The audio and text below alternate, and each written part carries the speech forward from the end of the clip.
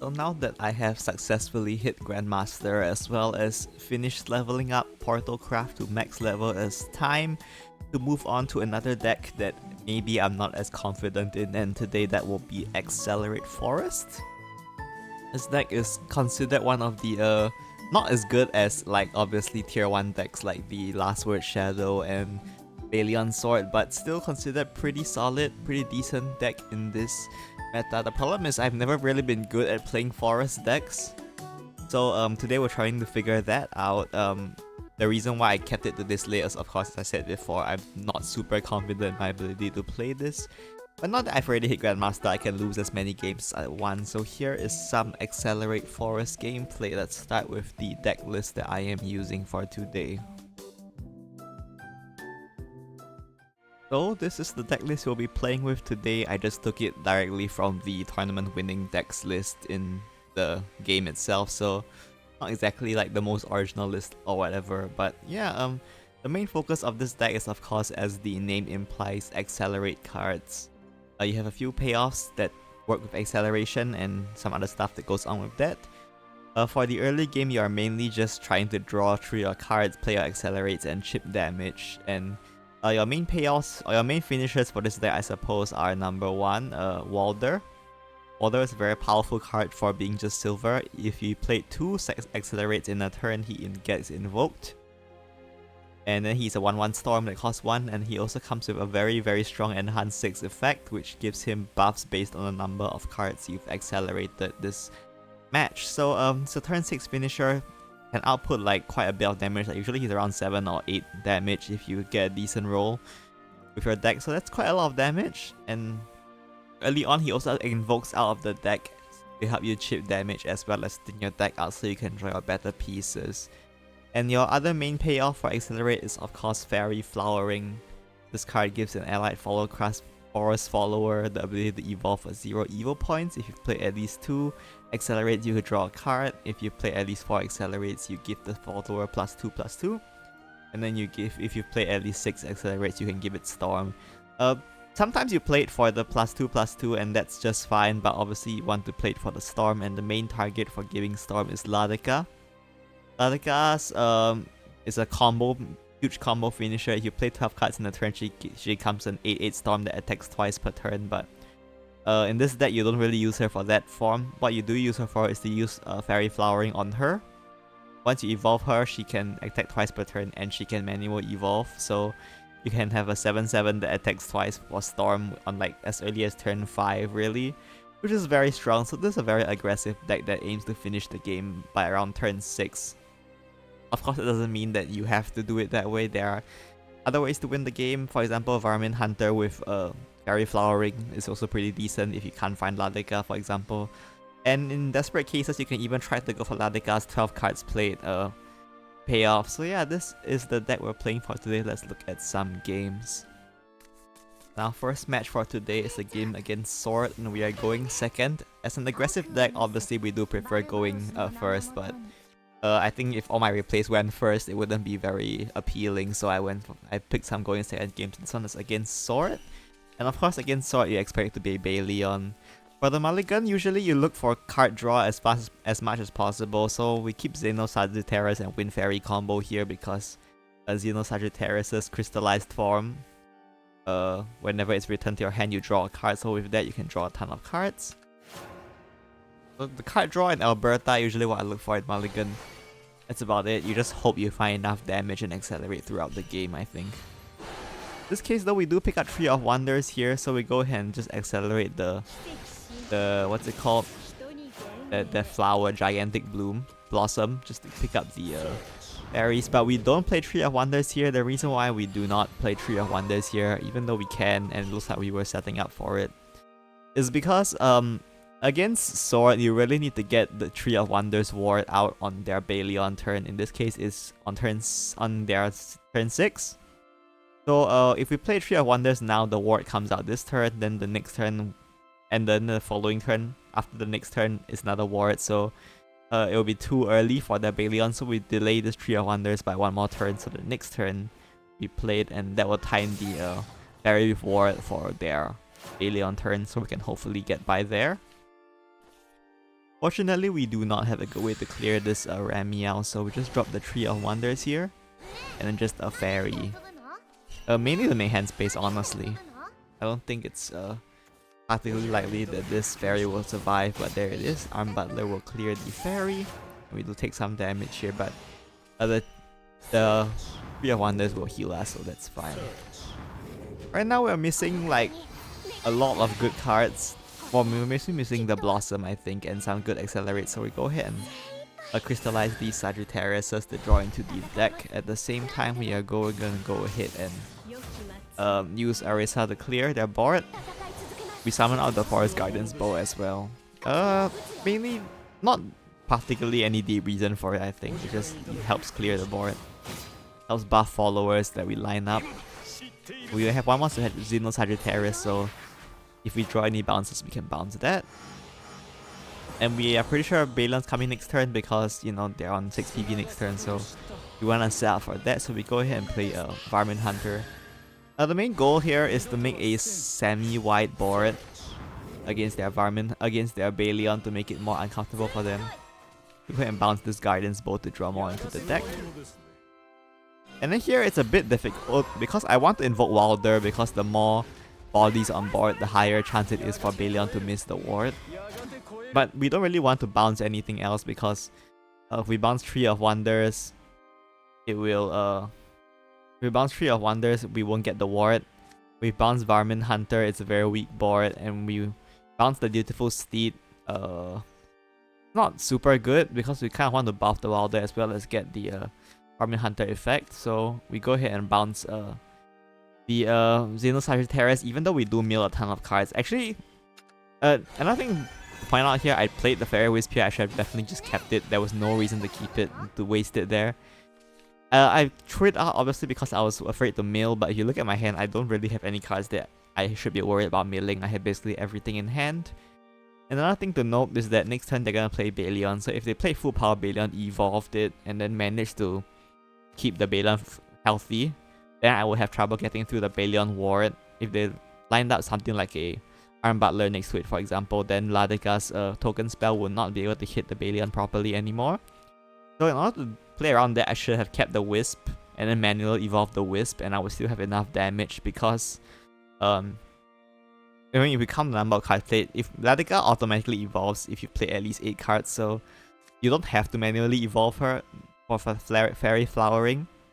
So if you count the number of cards here, Ladika is like 1 play point for 2 cards played, and then if I had a Fairy Wisp, that would be 3 cards played.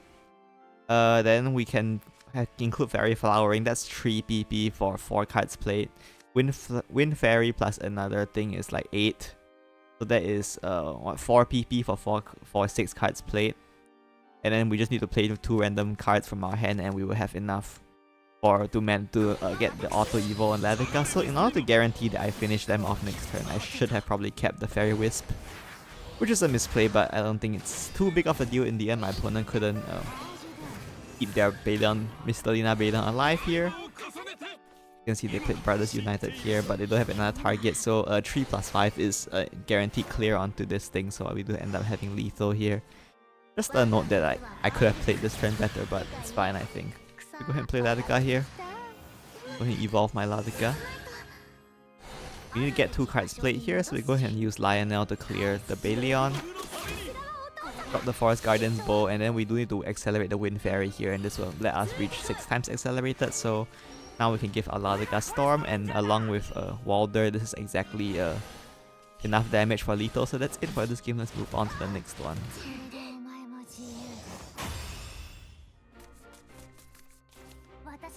Our next game is against Shadow, and this time we are going first. Shadow is usually last words. This matchup can be a bit annoying because you really have to focus on speed to win this matchup. If they get Kristoff active, you are not winning the game basically. And that's assuming you don't die first, because things like Wicked Rebirth summon huge followers with a lot of attack that can be annoying in the early game. But anyway, yeah, we just try to race towards a finish here, so we go ahead and play our Accelerate, start chipping them down with Walder. Instead we have Deepwood Wolf and Gigantic Blossom to invoke another Walder, so that's good. We got another Fairy Flowering here, not great to have this many copies of Fairy Flowering in hand. We don't need this many. Go ahead and drop the Walder here as well as the Gigantic Blossom. This will invoke another Walder. We are really just trying to chip them down here. No alternative steps, I guess. Opponent does drop the Otherworldly Gatekeeper and they will focus on clearing one of our Walders, which is good. Well, it's not great, but it's less damage coming to our face. And this time we go ahead and play Fairy Flowering on the Walder, because I mean we have so many and we do have enough accelerates to get the buff anyway, so you might as well just get some damage out here. We go ahead and bounce the Walder. We can look at playing Walder for its enhance on turn 6 for a finish, so we can bounce, but I guess I for some reason decided to just play the Walder here, so I guess that's that. So we go ahead and just chip them down. I think because I see Flowering and Ladika already in hand, I'm looking at a turn 6 Ladika finish, so I didn't really bother keeping the Walder. Instead we just try to trade Walder in for as much damage as possible this turn. So nothing to do here. Like I said, we are looking at Ladika finish. We just need one more Accelerate, which we do have in hand with Lionel here.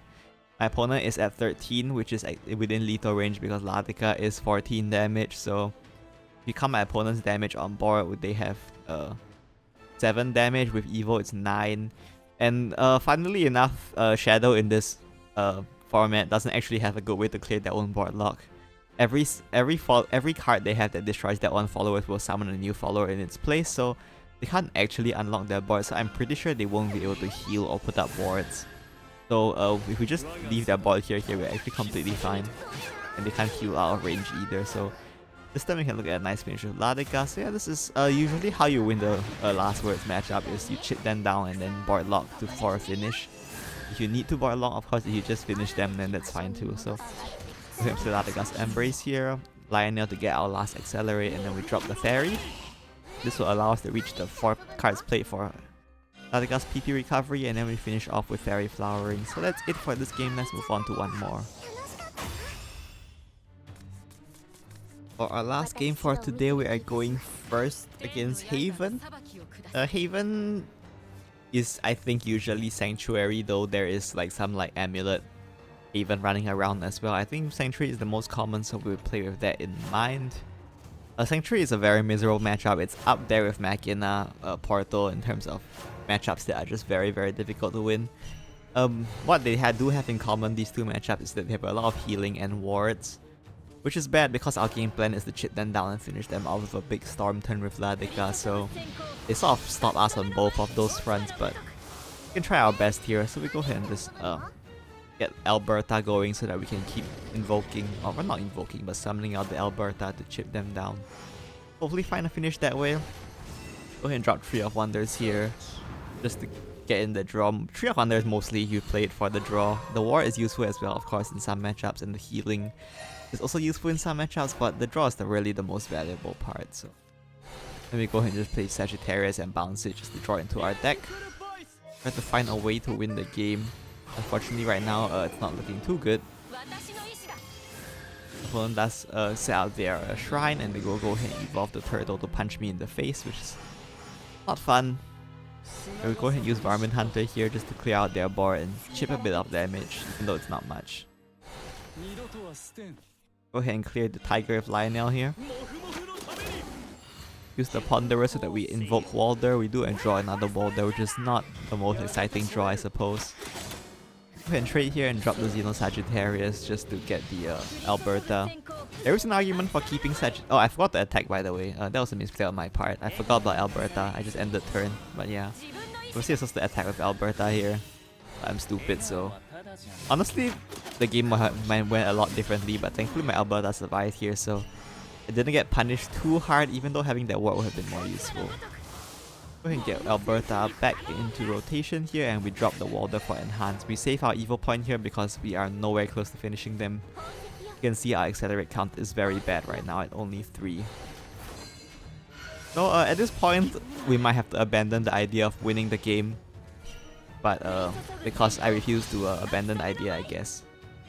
So go ahead and use this to just chip more damage with Alberta. Maybe if I put them low enough, I can draw a Fairy Flowering or something. Then we draw the Orisa here. Not really sure why. Honestly, Zeno Sagittarius Wind Fairy would have probably been just fine, but I guess I was worried that if I did that, I wouldn't have enough play points to get the Arisa bow out at some point. Or rather, enough cards to play to summon Arisa's bow, which is quite useful in some cases. My opponent will take this opportunity to summon a massive board, which is quite scary, but we can use Xeno Sagittarius plus Arisa to clear this board, so that is fine. Once again, we do save the evo point here. We could evolve Arisa to pick up like a Storm Arrow to hopefully help us find a finish, but at this point it doesn't seem very likely that that will be the case, so sort of just play a bit more, what's the word? Play a bit more conservatively with our resources to hopefully find a finish. We do see 2 Ladikas in hand, so at this point we might be looking at a Ladika, double Ladika finish in the later game. Thankfully their deck doesn't have that much lethality as long as we keep clearing their boards, which we can do, so that's good. We go ahead and play Sagittarius here and bounce it to clear their board. And then we can crystallize it and then use Deep Wood to bounce, to draw even more. Arguably I should have just played 3 of Wonders here instead, but you know, I guess this way I get to invoke more cards to chip more damage.